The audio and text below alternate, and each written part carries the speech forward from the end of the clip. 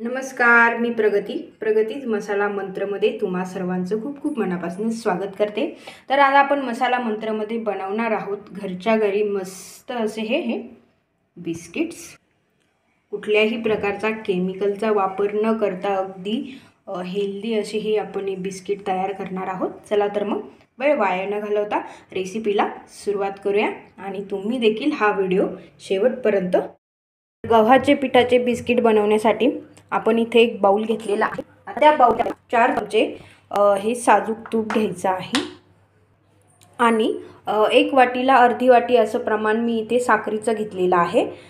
तर आता आपल्याला ही साखर मी इथे त्याची मस्त बारीक अशी पावडर तयार करून घेतलेली आहे।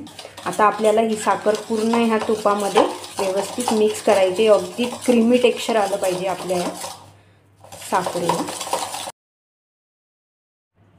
तर तुम्ही बघू शकता याचं मस्त असं क्रीमी टेक्स्चर तयार झालेलं आहे। अगोदर याचा कलर एकदम येलो होता, आता हे पूर्ण असं व्हाईट पडलंय। तर आता मी इथे 1 कप हे गव्हाचं पीठ घेतेय। त्यामध्ये 2 चमचे कस्टर्ड पावडर ॲड करणार आहे। मी तुम्हाला विदाऊट कस्टर्ड पावडरचे बिस्किट देखील एक दिवस नक्की बनवून बघेल। जर तुम्हाला बघण्याची इच्छा असेल तर तुम्ही मला कमेंटमध्ये जरूर सांगा की तुम्हाला जर विदाऊट कस्टर्ड पावडरचे बिस्किट बनवायचे असतील तर। थोडासा हा नारळाचा किस मी यामध्ये ॲड करते। इकडे मी थोडीशी विलायची पावडर आणि सोप अशी थोडीशी अर्धवट बारीक कुटून घेतलेली आहे, ती देखील मी यामध्ये मिक्स केली आहे। माझ्याकडे इकडे थोडेसे ट्रुटी फ्रुटी आहे, ते देखील आपण यामध्ये मिक्स करणार आहोत। हे थोडेसे मनुके आहेत। अगदी थोडीशी बेकिंग पावडर घेतली आहे। आता हाताच्या साहाय्याने आपल्याला हे सर्व यामध्ये मिक्स करून घ्यायचं आहे। 1 चिमूटभर यामध्ये मीठही घालणार आहोत।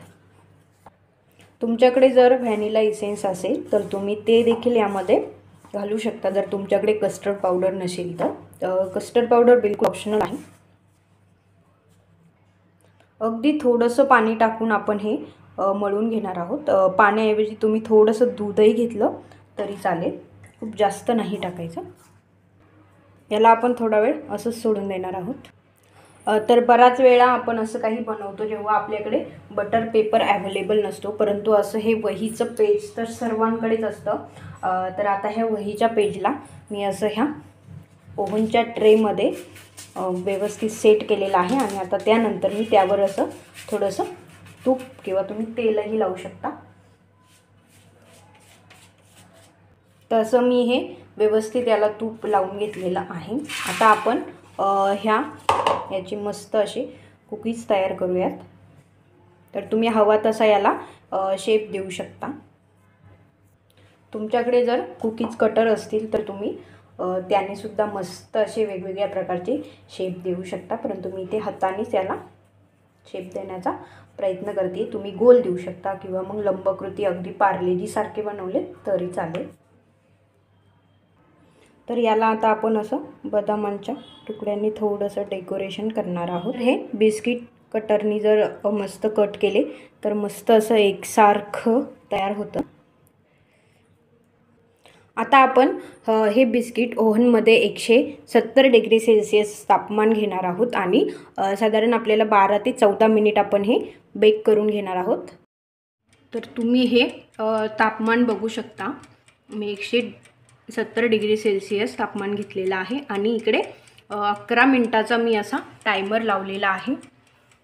तर अशा प्रकारे मी हे बिस्किट प्लेटमध्ये काढून घेतलेले आहेत। तर तुम्ही बघू शकता मस्त असे हे तयार झालेले आहेत। मी तुम्हाला एक असं तोडून दाखवते। अगदी सहज आणि मस्त असे हे आपले कुकीज तयार झालेले आहेत। अगदी सहजरित्या हे हातावर देखील चुरल्या जात आहेत। तर मग तुम्ही देखील असे कुकीज नक्की ट्राय करून बघा आणि तुम्हाला जर माहिती असेल तर चॅनलला लाईक करा, शेअर करा आणि सबस्क्राईब करा। थँक्यू।